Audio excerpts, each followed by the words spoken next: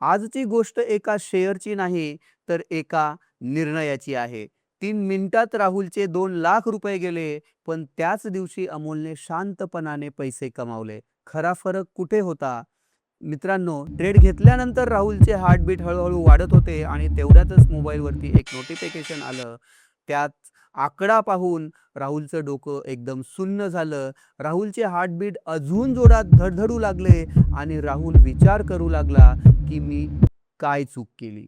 हो, 2,03,480 रुपयांचा मेसेज त्याला आला आणि हो, ही एखाद्या कंपनीची मार्केट कॅप नाही, तर हा एका सामान्य गुंतवणूकदाराचा फक्त 3 तासात झालेला तोटा आहे. आणि सर्वात धक्कादायक गोष्ट, त्याने चुकीची कंपनी निवडलेली नव्हती. राहुलचं डोकं एकदम फ्रीज झालं, एकदम सुन्न झालं. तर मग चूक नेमकी कुठे झाली? आणि आजचा पूर्ण व्हिडिओ त्याच प्रश्नाचं उत्तर आहे. नमस्कार मित्रांनो, बुल आयक्यू मराठी यूट्यूब चॅनलमध्ये तुमचे सर्वांचे स्वागत आहे. चला जाऊया आपल्या गोष्टीकडे. राहुल तुमच्यासारखा माझ्यासारखाच एक स्वप्न पाहणारा रिटेल इन्व्हेस्टर. क्वार्टरली रिझल्ट आला, टीव्हीवर ब्रेकिंग न्यूज आल्या, दमदार प्रॉफिट. यूट्यूबवरती हा स्टॉक आता रॉकेट होणार. व्हॉट्सॲपवर आता लेट करू नका, लगेच बाय करा. राहुलने बाय केलं आणि 3 तासांनी त्याच्या चेहऱ्यावरचं हसू मित्रांनो गायब झालं. प्रॉफिट वाढला तरी शेअर खाली का गेला? त्याचं उत्तर त्याला अजूनही कळालेलं नव्हतं, कारण खरी गोष्ट अजून सुरू झालेली नव्हती. त्याच दिवशी त्याच रिझल्टकडे अमोलही पाहत होता, पण त्याने बाय मित्रांनो केलेलं नव्हतं.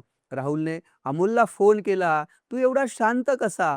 अमोल फक्त एवढंच म्हणाला, "मी अजून रिझल्ट वाचायला सुरुवात केलेली नाही." राहुल हसला. "टीव्हीवर सगळं सांगितलं." अमोल म्हणाला, "टीव्ही बातमी सांगतं. पैसा आकड्यांमध्ये लपलेला असतो. या रिझल्टच्या पीडीएफ मधली एक ओळ लाखो रुपयांचं फरक करू शकते." अमोलने पीडीएफ उघडलाच नाही. त्याने सर्वात आधी रेव्हेन्यू पाहिलं. कारण जर बिझनेस वाढत नसेल, तर प्रॉफिट कायमचा टिकणार नाही. मग त्याने ई-पी-एस पाहिलं. मार्केटला अपेक्षा होती जास्त, पण कंपनी तितकी कामगिरी करू शकली नव्हती. तेव्हाच त्याला समजलं, हेडलाईन चांगली आहे, पण स्टोरी कमकुवत आहे. म्हणून मित्रांनो, मार्केट आकडे विकत घेत नाही, मार्केट अपेक्षा विकत घेतो. आता आली खरी गेम, रिझल्ट संपला, सगळे खुश झाले, पण खरी गोष्ट अजून बाकी आहे. आता पुढचं मित्रांनो एकदम लक्ष देऊन ऐका. मोठे इन्व्हेस्टर्स कॉन्फरन्स कॉल ऐकत होते. मॅनेजमेंटने फक्त एक वाक्य म्हटलं, "पुढील क्वार्टरमध्ये ग्रोथ थोडीशी कमी राहू शकते." पुढील क्वार्टरमध्ये ग्रोथ थोडीशी कमी राहू शकते, बस इतकंच. टीव्हीवर ही बातमी आलीच नाही, पण मोठ्या फंड्सने सेलिंग सुरू केली. रिटेल इन्व्हेस्टर्स रिझल्ट वाचतात आणि स्मार्ट इन्व्हेस्टर्स मॅनेजमेंटचा आवाज ऐकतात. राहुल अजूनही एकच प्रश्न विचारत होता, प्रॉफिट तर चांगला होता. अमोल म्हणाला, प्रॉफिट दिसतो, कॅश फ्लो सत्य सांगतो. बँकमध्ये पैसा येत नसेल तर प्रॉफिटचा उपयोग काय? म्हणून मित्रांनो, कागदावरचा प्रॉफिट माणसाला कधी श्रीमंत बनवत नाही, तर खात्यात आलेली कॅश ही माणसाला किंवा कंपनीला श्रीमंत बनवते. मग अमोलने प्रमोटर होल्डिंग पाहिली, कंपनीचं डेप्थ पाहिलं, ऑपरेटिंग मार्जिन पाहिलं, फ्युचर गाईडन्स पाहिला, कंपनीने एक्सपेन्सेस कुठे केलेले आहेत ते पाहिलं, कंपनीमध्ये नवीन इन्व्हेस्टर्स आलेले आहेत का ते पाहिलं. राहुल विचारत होता, "तू एवढं सगळं का पाहतोस?" अमोल हसला, "कारण मी शेअर विकत घेत नाही. मी बिझनेसमध्ये भागीदारी घेतो." आणि इथेच 95% लोक मित्रांनो चुकतात. इथेच मित्रांनो 95% लोक चुकतात. संध्याकाळी मार्केट बंद झालं. राहुल लॉसमध्ये होता. अमोलने अजून बाय केलेलं नव्हतं. म्हणून राहुल म्हणाला, "म्हणजे तू संधी गमावलीस अमोल?" अमोल शांतपणे म्हणाला, "नाही मित्रा, मी तोटा टाळला. मी लॉस टाळला. मी माझं कॅपिटल सेफ ठेवलं." मित्रांनो, स्टॉक मार्केटमध्ये कमाई करण्यापूर्वी तोटा टाळणं शिकावं लागतं, लॉस टाळणं शिकावं लागतं आणि हीच खरी मोठी इन्व्हेस्टिंग आहे. मित्रांनो, पुढील 2 महिन्यांमध्ये आता रिझल्ट सेशन सुरू होणार आहे. रिझल्ट सीझन सुरू होणार आहे आणि दर आठवड्याला मोठमोठ्या कंपन्याचे रिझल्ट येतील. काही शेअर्स उडतील, काही कोसळतील आणि टीव्हीवर आवाज वाढेल. सोशल मीडियावरती बाय नाऊची गर्दीसुद्धा होईल.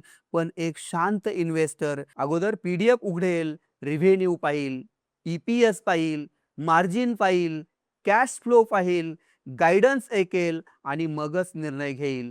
कदाचित तोच इन्व्हेस्टर पुढच्या 5 वर्षांनी फायनान्शियल फ्रीडम जवळ पोहोचलेला असेल. म्हणून मित्रांनो, शेअर मार्केटमध्ये सर्वात मोठा नफा योग्य शेअर निवडण्यात नसतो, तो चुकीचा शेअर टाळण्यात असतो. आणि म्हणून बाजारात सर्वात महाग गोष्ट म्हणजे आहे अज्ञान आणि सर्वात फायदेशीर गुंतवणूक म्हणजे योग्य माहिती. आजपासून रिझल्ट पाहू नका, रिझल्ट समजून घ्या. मी आहे तुमचा मित्र आणि हे आहे बुल आयक्यू मराठी, जिथे आपण फक्त मार्केट पाहत नाही, मार्केटचा विचार करण्याची पद्धत शिकतो. पुढच्या भागात खऱ्या क्वार्टर 1 रिझल्टचं लाईव्ह ब्रेकडाउन करू आणि त्याच्यामध्ये आपण पाहू की मोठे इन्व्हेस्टर्सने नेमकं काय पाहिलं. राहुलचं नुकसान झालं, पण कसं झालं? प्रॉफिट वाढला होता, तरी स्टॉक का पडला? अमोलने शेअर घेतलाच नाही, का घेतला नाही? पी-डी-एफमध्ये अशी कोणती ओळ होती? मोठे इन्व्हेस्टर्स टीव्ही का पाहत नाही? शेवटी अमोलने कोणता स्टॉक घेतला? तो रूल कोणता होता? अशा सगळ्या प्रश्नांची उत्तरं पाहण्यासाठी मित्रांनो, या व्हिडिओला लाईक करा आणि भेटूया पुढच्या व्हिडिओमध्ये. तोपर्यंत धन्यवाद.